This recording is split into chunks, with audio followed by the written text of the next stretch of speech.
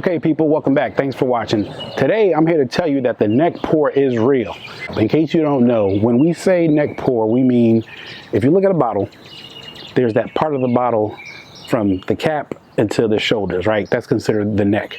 And a neck pour would be like the whiskey that's in that neck. Some people feel like when you first have that neck pour, it's not really indicative of, the whole bottle, because this hasn't been exposed to a lot of air, hasn't had a chance to oxidize. Other people feel like that's crap. It's the exact same thing because all the whiskey is in there mixing together. Now, this resonates with me a lot because that is one of the niches that I do on this channel, where I do the long-term review.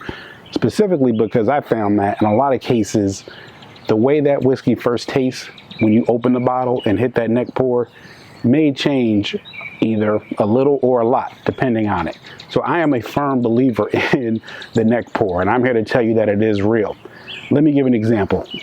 If you go further back in my channel, you'll see I did a review of the Elijah Craig Barrel Proof, and I think this was like 130 proof. Now remember, when I first opened that bottle of Elijah Craig Barrel Proof, it was pretty much undrinkable for a few weeks because it was just so hot you couldn't get anything off of it.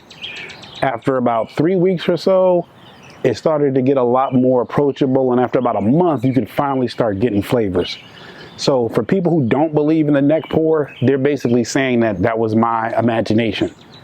And I mean, anybody who's had that really hot bottle of Elijah Craig Barrel Proof or any hot whiskey, they will tell you that, look, you got to give it some time to get some air in it. That's the term.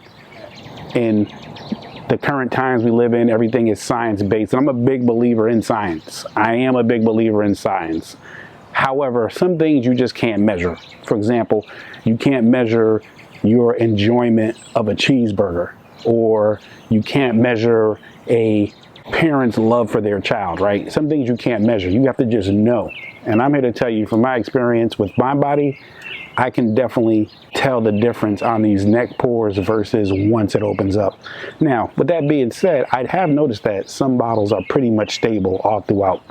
For the most part, these lower proof bourbons, like I guess the ones that are maybe like below 90 proof, those are pretty stable. I don't know if because they're chill filtered and, maybe the esters have been taken out. I'm not sure if that impacts it or not, but when you get into these like higher proof bottles, you've noticed a difference. I'd probably say 100 proof. You'll start noticing that maybe once it gets a third of the bottle down, the taste might change a little bit. Still the exact same taste, but it might just like hit different. Some things may be more amplified, some things may not be. So in summary, I'm going to close with the neck pour is real.